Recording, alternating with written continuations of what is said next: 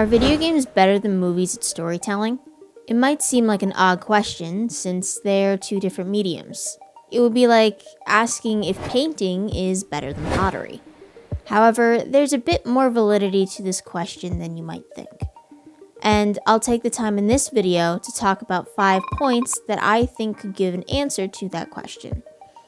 So without further ado, here's 5 reasons why video games could be better at storytelling than movies. Let's get into it.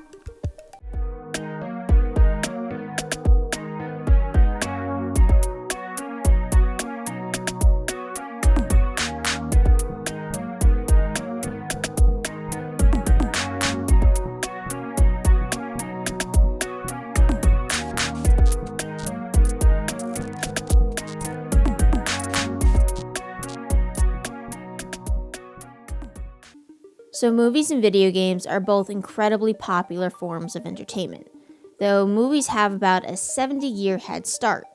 Films started development around 1895, while video games didn't really begin to take shape until the 1960s. But since then, both mediums have developed dramatically, and both are now global powerhouses in entertainment, captivating audiences and making billions worldwide. But what makes me suggest that video games could be better at storytelling? Well, let's dive into the first point. Time. Video games have more time to tell their story. The average movie has a limit of 2 hours to introduce our characters, show off the dynamics, the world, the plot, the romance too possibly, and then wrap everything up into a neat little conclusion that's satisfying and enjoyable enough for the viewer that they don't feel like they wasted their time or money seeing the movie. There are some exceptions to this time limit. Lord of the Rings, Avatar, Avengers Endgame have all pushed their runtimes to 3 hours and beyond.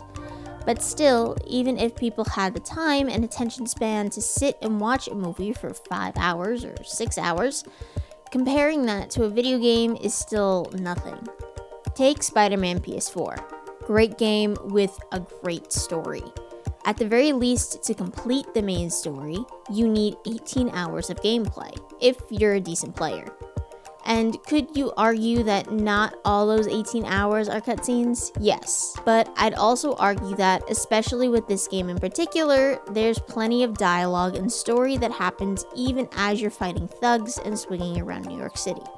Mind you, this particular game also has 3 DLCs, which takes roughly 2 hours each to complete, leaving you with 24 hours of gameplay. 24. Think about how much you can learn about a person in a literal 24 hours. Probably way more than you'd learn about them with just 5. And again, this is just completing the bare minimum of the game. If you were to 100% the game, meaning you'd complete every side quest, collect every backpack, and defeat every crime in the city, that would mean you'd have to pour at least 57 hours into the game. That's a little under 2.5 days. And through all that time, you're getting to know these characters, fall in love with the relationships that are cultivated, and cry over the relationships that are broken. Which actually leads me into my second point. Games can sustain longer franchises without fatigue. For some reason, movies tend to have an unspoken limit. 3 to 6 seems to be it for any specific series. Take, for instance, Jurassic Park, or Star Wars, Back to the Future, or How to Train Your Dragon. Sure, maybe you could do a few extra shows as well, but as a general rule, Hollywood can only make so many movies under the same series title before fans start accusing them of cash grabbing. Video games seem to have much less risk of this. See, for example, Sonic, Legend of Zelda, Final Fantasy, Call of Duty, Kingdom Hearts.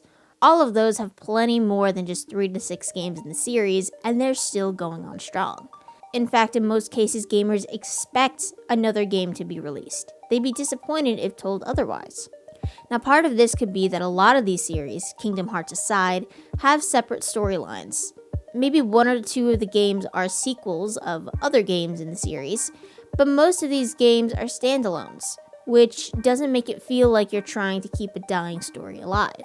Instead, receiving something different and fresh each time, while for the most part still enjoying familiar characters. However, again, for whatever reason, this is something that in general people seem to be more against with movies. Karate Kid got less love when they changed the dynamics in the 3rd movie. or when they change the characters completely in a later movie. This happened a bit with the third Transformers movie again, with Megan Fox as she was taken out of the cast. And it definitely happened with Andrew Garfield's Spider-Man movies. People were so hung up on Tobey Maguire being Spider-Man that Garfield never even got his third movie. So while movies struggle to get past that 3 to 6 marker, games like Final Fantasy are into the teens with their series and still look to have more games in the future to entertain gamers. Now moving on to point number 3. Video games keep you engaged better. We all know about the shortening attention spans, which some people might argue is because of video games. I think not. Instead, I think video games help with attention span, as you're forced to focus more since you feel like you're a part of the world. You are the reason that the story continues. You either are the main character or at least experience everything alongside the main character. And in some cases too, like Detroit Become Human or The Witcher 3, you have control over the story, to the point that your choices are causing different outcomes. So all of it just feels more real. The highs, the lows, all hit harder. I myself can attest to this, as I've probably cried at the end of video game scenes more times than ever crying over movies. Not because video games are sadder, but that they just get you more involved. Movies can try to replicate this through filming techniques of like cameras shaking during stressful scenes or very up-close shots, but it doesn't quite hit the same. You're still just a viewer. You don't really matter. You don't cause things to progress, you're just a bystander watching. Which again leads me into point number 4. Games show you more than just the main story. Movies are very one-dimensional by design. You're forced to see just the main story, no matter what. No detours, no getting to see the perspective of other people. Unless you watch Vantage Point, that is, and possibly a handful of other movies who thought of such a concept. But that's considered thinking outside of the box. For the most part, it can be agreed that directors and writers want to keep you on a specific path. In fact, that's their whole goal. They have a story, possibly a deeper message as well, that they want to get across. It's not up for interpretation, it's linear.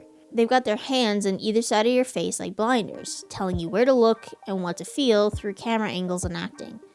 Meanwhile, with video games, you get to take the blinders off a little bit, especially with the growing popularity of open world gaming. You get to take these games at your own pace, talking to NPCs, exploring 10 different side quests before continuing the main story. Figure things out for yourself to get what you want out of it, instead of what the director wants, causing more people in general to enjoy it since it's naturally open to a wider audience. Finally, point number 5. Games pull off emotionally powerful performances, even with CGI.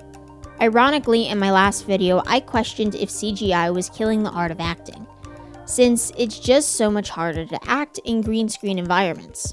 And yet, a lot of video games have truly heartbreaking moments without ever having an ounce of real-world footage. All of it is either motion capture or total 3D animation with just voiceovers. And yet, none of it holds back the performances. In most cases, they're actually preferred over their TV movie counterparts. For various reasons, mind you, not just the acting. But still, I don't think I've ever heard someone complain about the acting of someone in a video game. Oftentimes, the complaints are instead about the plot, game glitches, or poor world quality. The reason being because acting isn't the only thing driving video games. It's really just a single part of it. You've got game code, 3D world design, story writers, script writers, soundtracks, visual effects, character designs, directors, and acting that are all analyzed pretty evenly by viewers. So instead of the heavy focus being on the faces on screen, it's everything. Therefore, even with the CGI being a necessity for a lot of games, it doesn't matter. People will love it, so long as everything else fits in with it too.